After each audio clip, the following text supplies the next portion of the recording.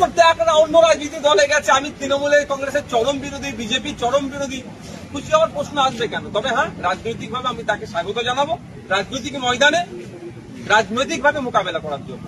এরপরে কাশ্মীরের কথা হয়েছিল আপনার না হয়ে ফুরফুরা শরীফে বিদ্যালয়ের রাজনীতি আসছে, এটা কি খুব ভালো সংকেত নাকি অন্য কোনো সংকেত? অসুবিধা কোথায়? আমি তো মনে করি আরো বেশি বেশি করে যারা ধর্মীয় গুরু তাদের রাজনীতিতে আসা দরকার।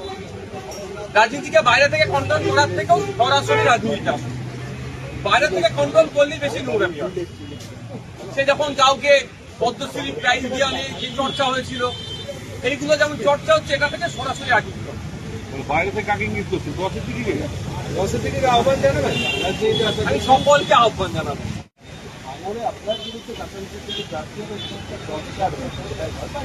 আমি চাইছি আমার বিরুদ্ধে মুখ্যমন্ত্রী প্রার্থী হোক আমার, আমি এটা চাই। আমি অন্য কাউকে চাইছি না। আমি চাইছি আমার বিরুদ্ধে মুখ্যমন্ত্রী প্রার্থী হোক।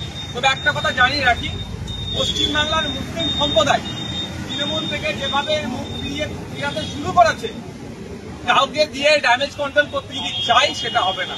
কারণ একের পর এক পদক্ষেপ তৃণমূল কংগ্রেসের, মুসলিম সম্প্রদায়ের মানুষজন ক্ষিপ্ত হয়ে উঠছে। মুসলিম তোষণের নামে মুসলমানদের শোষণ করা হচ্ছে পশ্চিমবাংলায় বিজেপির সহযোগিতা নিয়ে, শুভেন্দু অধিকারীর সহযোগিতা নিয়ে মমতা ব্যানার্জির সরকার মুসলমানদের উপরে আক্রমণ চালিয়ে আসছে। কখনো ওয়াকফ সংশোধনী আইনের বিরুদ্ধে প্রতিবাদ করতে গেলে মিথ্যা মামলা দিয়ে জেল খাটানো হচ্ছে, তো কখনো দিল্লি যাওয়ার নিধান দিচ্ছে। ফলে পশ্চিমবাংলার মুসলমানরা তৃণমূল কংগ্রেসের কাছ থেকে মুখ ফিরিয়ে নিচ্ছে। কাউকে এসে যদি মনে করে এই ভাঙাবাদ জোড়া লাগাবার চেষ্টা হচ্ছে, সেটা দিতে হবে। দেখুন, ডেমোক্রেসিতে অংশগ্রহণ করা, ভোটিং সিস্টেমে অংশগ্রহণ করা, ইলেকট্রাল পলিটিক্সে অবশ্যই দরকার বলে আমরা অনেক আগে থেকে রাজনীতির ময়দানে এসেছি। আস্তে আস্তে আমার পরিবারে অন্যান্য আরো যারা পিছিয়ে যারা আছেন তারা আসছেন, এটা আমি স্বাগত জানাচ্ছি। তবে ব্যাপারটা হচ্ছে, দল চয়নের ক্ষেত্রে একটা দুর্নীতিগ্রস্ত দলকে চয়ন করে ফেলে, ফলে এটা নিয়ে অনেক সমালোচনা হচ্ছে, আলোচনা হচ্ছে, এটা নিয়ে অনেক চর্চা হচ্ছে।